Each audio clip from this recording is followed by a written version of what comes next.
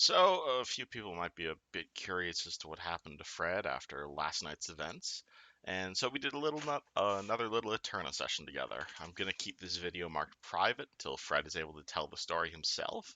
But if you're interested in the play-by-play of what happened, this is your video. So we started with Fred still under the basement of the charm spell. He disappears from the basement of Skull's Crossing and reappears somewhere quite different.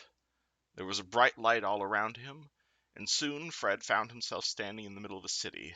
He recognized this city as Corvosa, the capital city of Arsnia, the largest and most impressive city for miles. But that was not the part of the city he found himself in. Instead, Fred found himself in a shantytown with massive wooden structures and tent cities built up for miles around. Before he could take in the vistage around him, he found himself led into one of these wooden buildings, the interior of which was also wood and resembled a bar of sorts. Lady Lucretia sat him down on one of the chairs, and with the flick of a hand, a chair appeared under her as she took a seat next to him. With her other hand, she waved over a waiter. "Hungry?" she asked Fred. "You've had a long day." Fred tapped his fingers on the table. "Thanks for the offer, but I'm not really hungry," he said with half a smile, but giving a plain look. "Oh, come now. Be civilized with me, won't you? We can do this the easy way or the hard way. Surely you humans don't lack civility." Fred stops tapping as he looks at her. "I hate civility. I'm just saying I'm not very hungry." "Then tell me, what would you like to do? Where would you like to go? Because I have the power to make that happen. I simply wish to get to know you better, my prince. Is that so wrong of a lady to ask?" Fred gives her a look when she says "my prince." "Please answer me this, if you wouldn't mind. Why'd you choose me? All the people in the world, why me?" "Choose you? What on earth do you mean? Everyone back there seems so distracted. But you seem to be the most level-headed, Fred. The most logical, the most clear. I am not your enemy. Or has your mind become so corrupted as to think the world is simply pure good versus pure evil?" Sensing his lack of response, the lady sighed and said, "Don't give me the strong and silent treatment, Fred, because I've been there. I've done that. I was hoping we could do this the easy way. Now, now we do this the hard way." Lucretia snapped her fingers, and as she did so, the scene around him fell apart like the backdrop of a play. The table and the scene outside, all gone. Now Fred found himself sitting on a chair in a featureless stone room. It was barren and void of features, seemingly unnaturally so.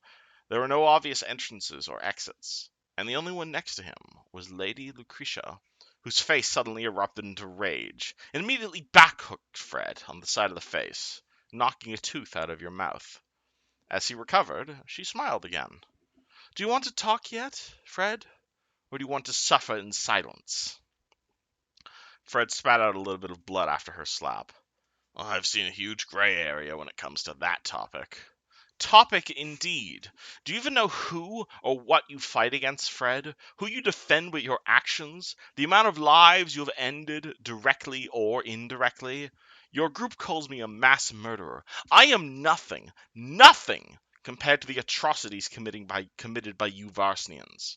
Or have you simply been running forward and mindlessly attacking anything that gets in your way, without even the slightest thought as to who they might be?" "I've seen people lose their homes and get killed, but yet you're causing an infinite circle of hate and blood." He wipes the blood from his mouth. "You assume I'm on the one side. It's a bit more complicated than that." "Lost their homes? You think I give a shit about some property damage when Earthfall destroyed an entire empire? Even if I kill another dozen, nay 100 villages, it would be not a drop in the puddle of the cycle of violence that your people caused." And Fred looks at her blankly and does not understand any of this. Lucretia groans and in anger slashes Fred across the face, this time with her hand that had grown elongated claws and leaving a very serious gash. You're telling me you know nothing of our history, of your history. I'm sorry, but our history? I'm from Andoran, and I've never been to this part of the world. If you could please remind me. It is tradition that men keep the history, but I will enlighten you, if only to show you how far you have fallen. This detestable country that you call civilized is but a fraction of the power that mortals once possessed. You fight each other with spears and swords, protect yourselves in suits of metal, you die of preventable causes, and your lives are quick, brutish, and short. But what if I told you this was not the way things were supposed to be? Long, long ago, in an age long since past, humanity flourished, all across the known world, all under Zin, under Lissardia. Infection, poverty, pandemics eliminated. Natural lifespans for humans regularly hit the triple digits.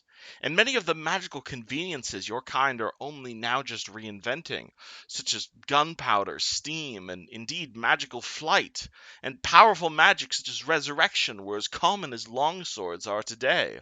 All united, all powerful, all under Thassalon. Indeed, what you call magic was simply called life, easily learnable by anyone in an afternoon.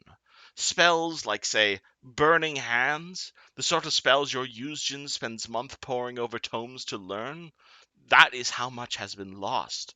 All the actual folks who actually focused on magic in Thassalon, were they around today? They would be unparalleled, infinite, immortal demigods. Before Earthfall, we had mastered rune rocketry. I won't pretend to explain the concept to you, but know that even the sky itself was not beyond our grasp. And we were close, so close, until Earthfall, when humanity's hubris caused the Starstone to smash into the planet, and not only usher in 2,000 years of dust storms and darkness, but it destroyed everything. Uncountable eons of knowledge lost because of humans. Because of you. You have questions, I'm sure. So, your people were all snake people, if you don't mind me asking? I... I am Lamaeus. I am not human, as you can clearly tell. Humans do not live for 10,000 years, I assure you. Regular humans lived alongside my kind back in the day. Fred attempts to stand up, but finds his ass bolted to the chair, and his chair to the floor. Tell me about the Starstone. It is an artifact. I know little of it given the circumstances, but it was a massive meteorite that slammed into Galarian 10,000 years ago. It was summoned by the humans of Aslant, and destroyed them too. Well, sounds like a bad move on their part. Some things you should just... Sometimes that sort of crap happens. Bad move? Bad move? Humanity destroyed Thassalon. Nay, humanity destroyed itself. And you have the nerve to call me a murderer for wanting to harvest a few greedy souls from a farming village? I can see why you brought me here out of all the people from the room. Do I enjoy all this pointless murder? No, absolutely not. I value human life just as much as you do, Fred. I only desire greedy souls, those most tainted by sin. That is why I created Paradise. It was a literal hive for scum and villainy. As it happens, Turtleback was simply the village with the most greedy souls, and the most greedy takers of my debauchery, which was also the most direct in a path of a flood from Skull's Crossing. So I sent the Krieg to destroy it.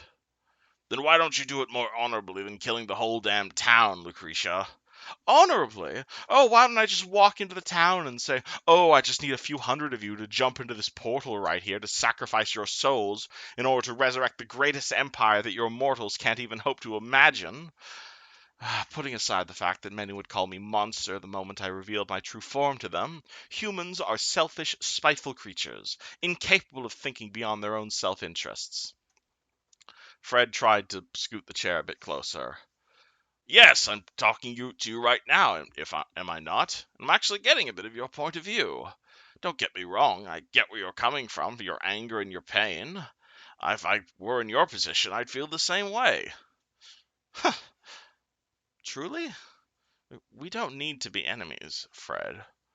We could we could both learn from each other to be better. Let me tell you a story. A few months ago, a group of people and I went through a temple to help a town with a problem. Two of them died during this. One of them you've met. The other one almost got eaten. I almost died, but I got out, and I missed them every day. Eventually, I got stronger and got good at using a sword. I thought I'd get revenge on them. I was thinking about this for a while, but after really thinking about it, I've reconsidered my blood rage. My rage wasn't going to bring them back. Instead, I used that to help me through it all. So it won't happen again to the people you love. Your encounter with the kobolds north of Falcon's Hollow, yes. Your friend Razza told me. Quite the apt metaphor, human. Given that kobolds were responsible for much of the pain that your town went through, I'm impressed. As they say, love conquers all. I was hoping to convince you that we were not enemies, but do you have feelings for me? At this point, you and I could be friends, Lucretia. Interesting. Well, that's good news. She walks over to you and gives Fred a friendly kiss, casting cure light on him and healing his scar. My apologies for my earlier behavior. I just never expected you to listen to reason, Fred. Humans rarely do, in my experience. People need to vent, and there's people who want to listen. But now let's talk about other things, like what's happening with my other friends. You think you can convince them to stop? Currently, they're trying to stop the dam's destruction.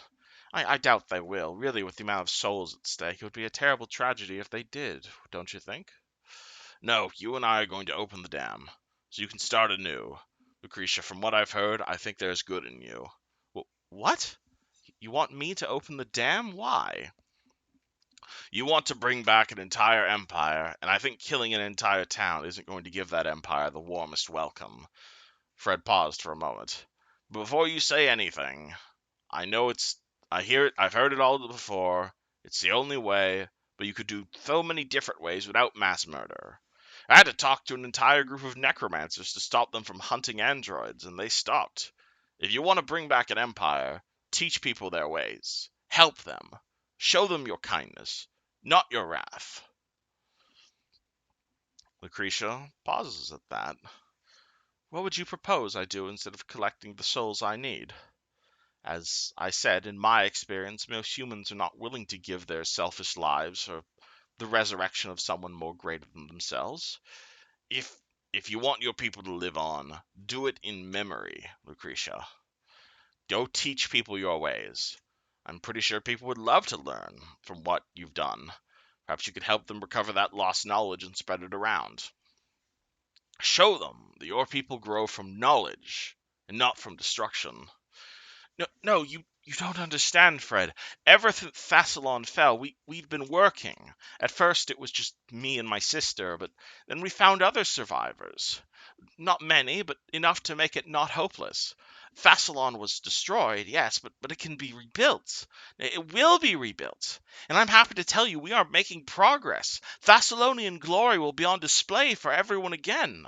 And we very much intend to teach to those who survive, to make the world a better place for everyone. But in order to do that, we must scrape away the dirt, if you understand my meaning. Thassalon has been gone for too long, Fred, and its return will herald into a new age of peace and prosperity for all. Surely you understand. It's not going to be the same from what you thought it would be. And if you do burst that dam, the flood is going to kill more people than you expect it to will. When it does kill Turtleback, it's going to kill another town, maybe a city. And if word gets around that your people killed another city, your people might get wiped out again, or it might cause another rest. I think it might be in the best interest for you and everyone in the world as you keep your people in memory. Fred moved closer to her and put a hand on her tail, and His words almost seemed to make her tear up. No! We've done so much! Turtleback is not the first. It's not the dozenth town I've harvested from. We just need more souls. Less than 1,000 souls. 1,000 more greedy souls, and Fasalon is reborn. Surely that is worth any price. Fred holds out his hand. Sometimes the price isn't worth paying when there's a solution right next to you, Lucerisa. What solution? You're asking me to give up on my dream, my life's work. The revival of Fasalon can be done, Fred. Why would I throw it all away now? Fred stands up and held both of her hands. Because letting go is hard, but it is the best solution. Why have it be built again and have it be destroyed again? Why keep up this cycle? Keep your people alive through their knowledge and kindness. Don't let their culture die out. Teach it. And Fred rolls a diplomacy check with a bonus for being friendly, but he rolls really, really badly and gets an 8. Lady Lucretia looked Fred in the eyes, and for a moment it looked as though she actually believed him, or perhaps that she wanted to believe him. But a moment later, an answer came out of her mouth. I'm sorry, Fred, she spoke. The emotions in her word equal parts sadness as it was a newfound righteousness. But I'm afraid I can't. You know that just as well as I do, and this quest is too important for me to allow you to jeopardize it. As she spoke, Fred found himself being drawn closer and closer into her eyes. I know what you're trying to do here, Fred. To convince me, to dissuade me. But I'm afraid that's something I just cannot allow you to do. With those words, Fred felt his legs stand up, and his arms grasp his greatsword, but horrifyingly, not of his own accord. I'm sorry, Fred, spoke Luceria towards his face, as you continued to feel her eyes invade your mind, and a presence not of his own begin to move the rest of his body. This is too important to stop. You'll be safe in Jorgenfist until my work is done. At that, Lucretia turned away from Fred and looked him in the eyes and said goodbye for now. And at that, decided to continue this story with the help of a friend named Corey. A few of you guys might remember Corey from Falcon's Hollow and the Order of the Holy Table. But the little man barely even got any screen time, much less a story. And so, continuing the Fred story, we decided to fix that.